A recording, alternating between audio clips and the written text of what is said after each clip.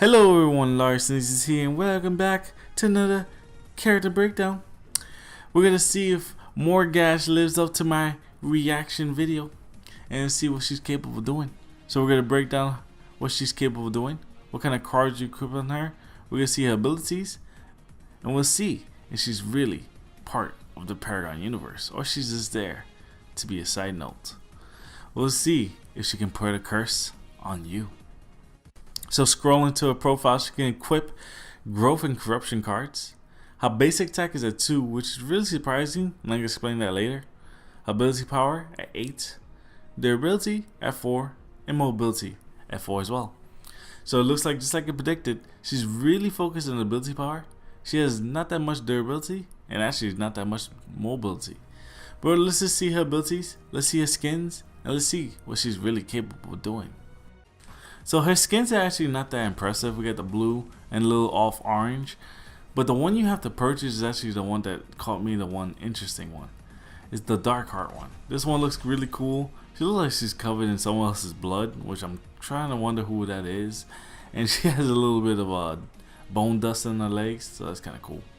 But let's see those abilities. So she has Dagger, which is actually a range attack that does 56 damage. Really strong actually. We have Mark. Mark is actually the main ability that you would be using. Don't forget to spam this. This is very quick cooldown. And on top of that, this is the only way you can do your ultimate curse. So you want to mark those enemies and then curse them. You can see anyone on the map for a few seconds.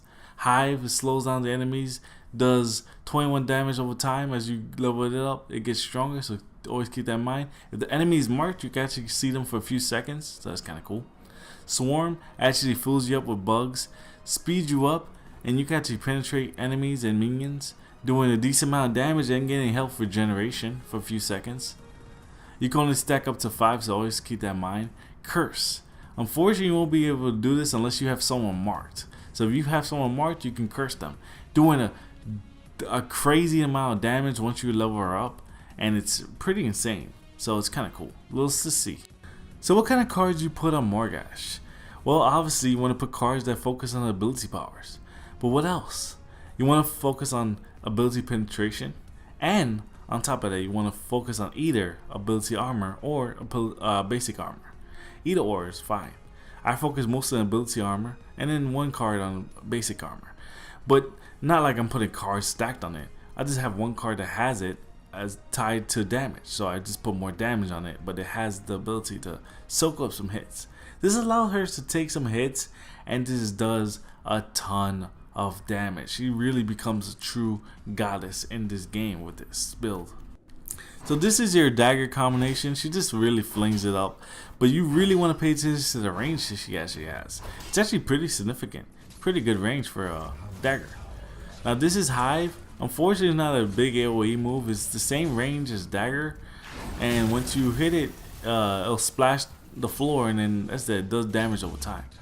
This is Swarm, cover you in bugs, speeding you up, and that's it. You can pass through enemies and minions. But let's see Mark and Curse together. So like I said, when you mark enemies, it's really quick, and the doll actually turns into the person and then curse. But let's enjoy the show.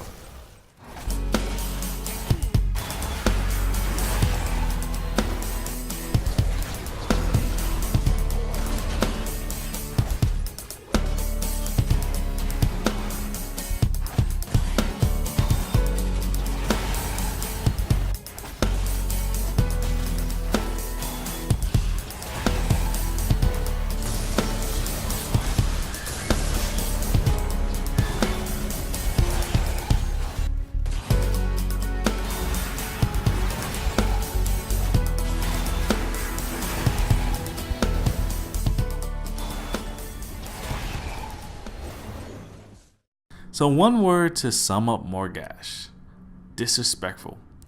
Disrespectful for the damage that she does to the enemies, and disrespectful on her ultimate for the fact that she doesn't even look at the person when she kills them.